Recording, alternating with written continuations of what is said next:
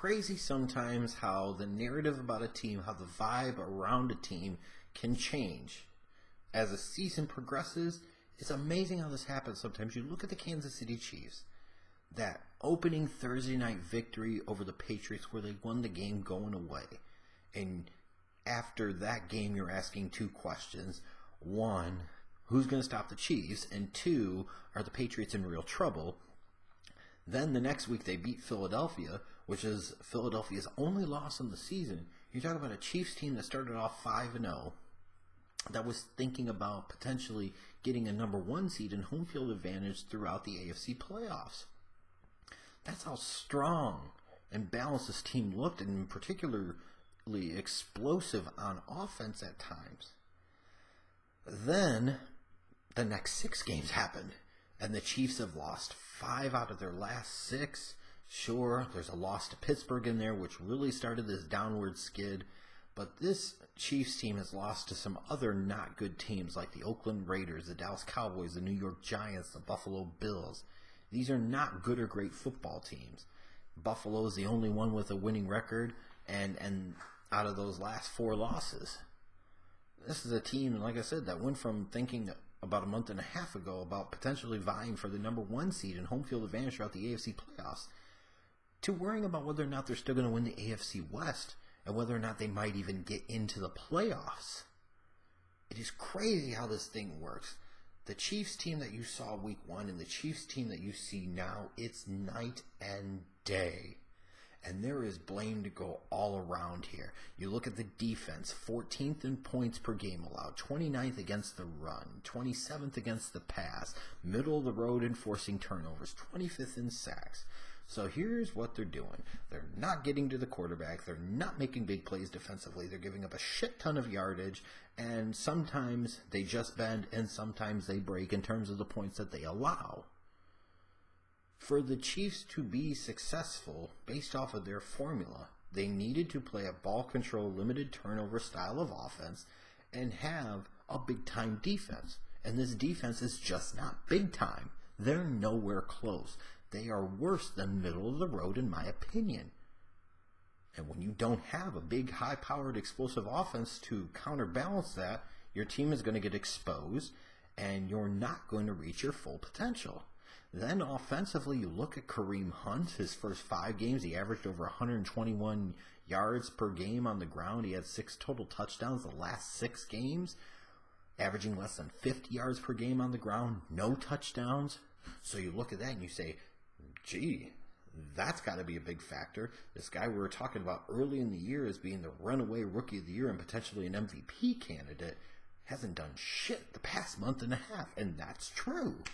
Now, it doesn't necessarily mean that's all on him. That's a variety of things. That's play calling. That is offensive line play. That is so on and so forth.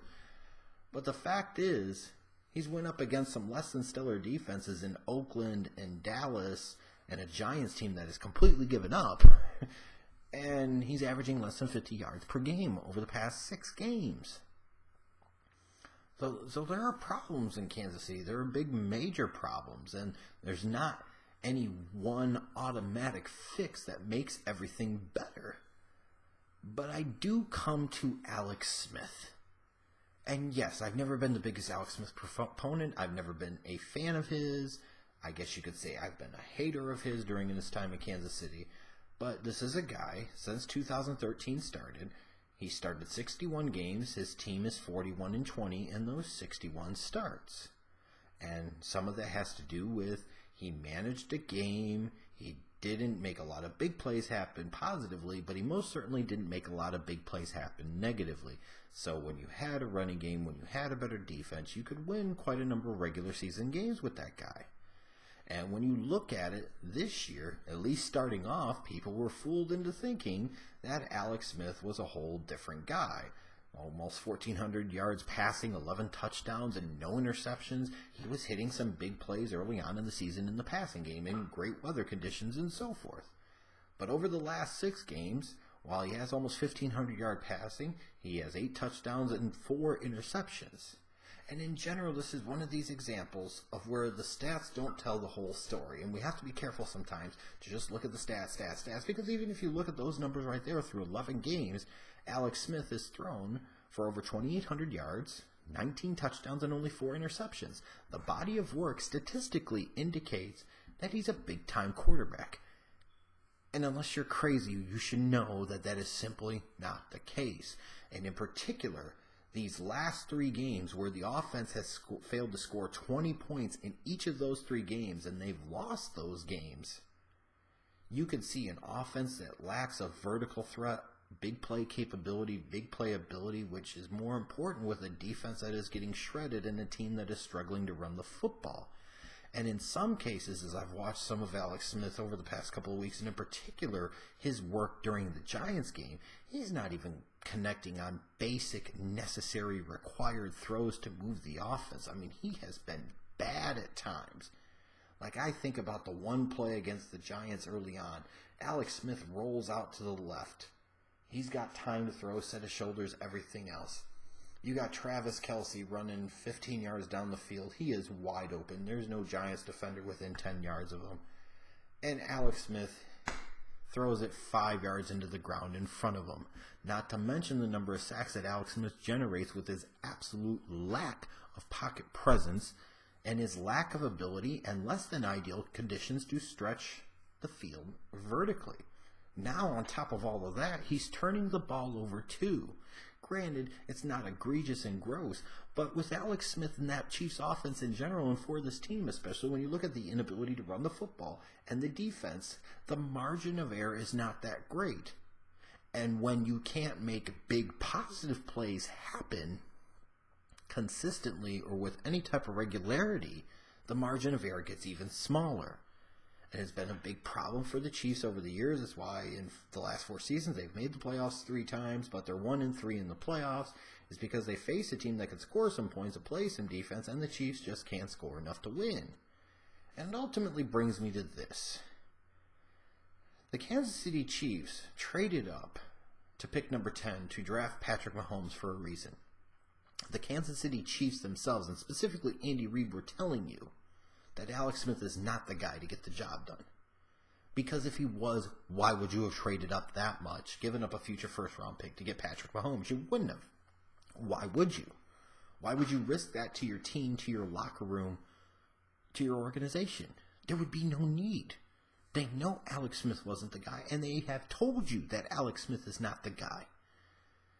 And you look at it, and you have to say, if we're getting to a point where you've taken a kid high, like this is entirely different from the Tyrod Taylor, Nathan Peterman situation, where Peterman was a 5th-round pick, Tyrod Taylor was doing some Alex Smith things, and the Bills were in the mix for the playoffs, and then they made the move to go with Nathan Peterman. There was no real reason or justification for that for me, in large part because Nathan Peterman wasn't a first-round pick. He wasn't a highly thought-of prospect. Well, that's not the case with Patrick Mahomes. He was a much more highly thought-of prospect. It's ultimately why the Chiefs felt they had to trade up to number 10 to draft him. And you have to wonder how much longer Andy Reid's going to fight this. He must come to the realization that the time to start Patrick Mahomes is now. Alex Smith is getting worse by the week. The offense, as a result, is getting more stagnant and less explosive by the week, which pushed even more pressure on a defense that is already struggling mightily. And you lack that explosive big play element down the field to be able to change momentum of games and get some quick scores. You just can't do that with this team the way it is constructed. And no, it is not solely on Alex Smith, and Alex Smith alone would not fix all of this team's ills. But the Chiefs and Andy Reid have to come to realization at some point, you're in a bad, bad way. You've lost 5 of 6. You're showing an awful lot of confidence in a way of doing things that when it comes time for the playoffs hasn't meant a whole lot of success. And that, again, is why you traded up and drafted Patrick Mahomes 10th overall, because you ultimately felt like he could be that guy, that difference maker, that guy could get you over the hump. Well, you need somebody now to get you over the hump. You need somebody now that can bring things to your offense that Alex Smith cannot. And look, I know one of the first things that the Alex Smith stands and the Chiefs, some of the Chiefs fans and some of the other people in general are going to say, Why would you rock the boat? Smith's had a couple of bad games, but they haven't been that bad. Watch again, and maybe you'll see what I'm talking about. The dude, even compared to a couple of years ago, just isn't the same. The early season stuff, that was an aberration, that was a fluke. Now you're seeing the reality, and the reality is not very good. And this is one of the few moves the Chiefs can make that could potentially make a difference. There's not a whole lot of other bags of tricks that they can do at this point. And yes, Patrick Mahomes has a gunslinger mentality, and yes, he could potentially make some mistakes, and yes, he probably will have some bad games and throw some interceptions. But for crying out loud, if you're a Chiefs fan, you know you're not going to the Super Bowl and winning the Super Bowl this year. Why wouldn't you roll the dice? Give this kid 5 games, see what you've got, see if he can still lead you to the playoffs, give him a playoff game or 2 potentially under his belt, and start thinking about 2018. And if you're going to do it, the time is now. You still have a 1-game lead on the division over the Chargers and the Raiders, so you still ultimately control your own destiny. You do.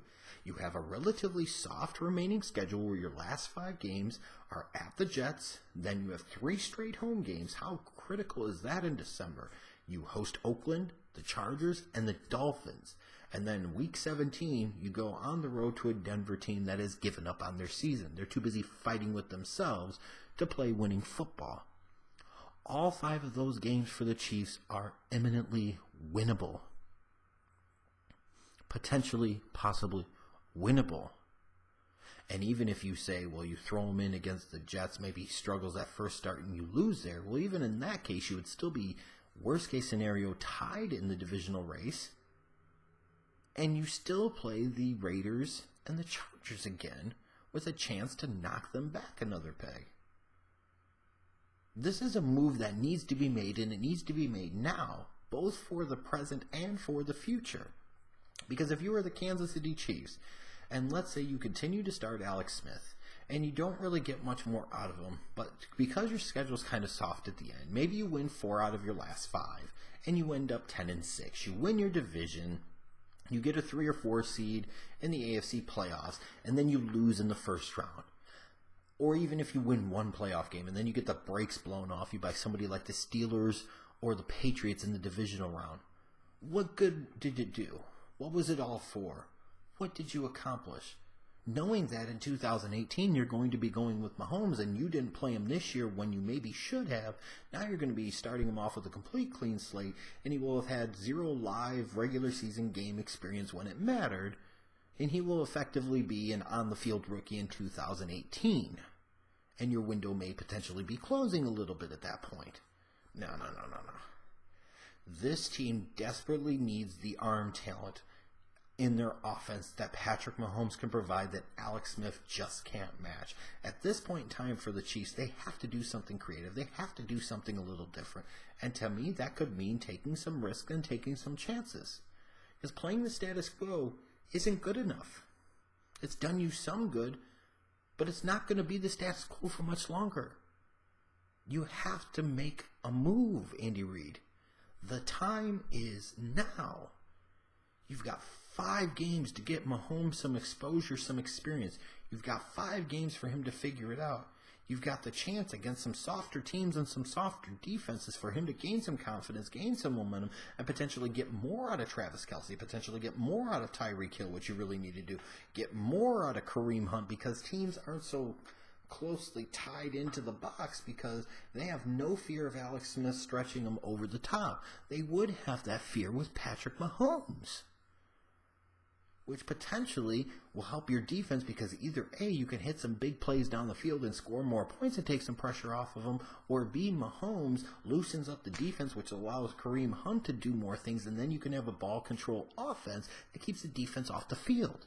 To me, it is one of these obvious at this point, win-win-win, you must freaking do it.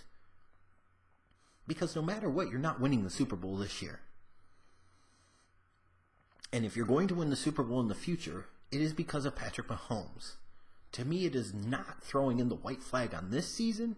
If you start Mahomes, it is saying that you know something needs to be done and something has to change. And we know that, God bless Alex Smith for what he's brought to the organization the past 4.5 seasons. The time for a change is now. It is time for Andy Reid to do the right thing and start Patrick Mahomes.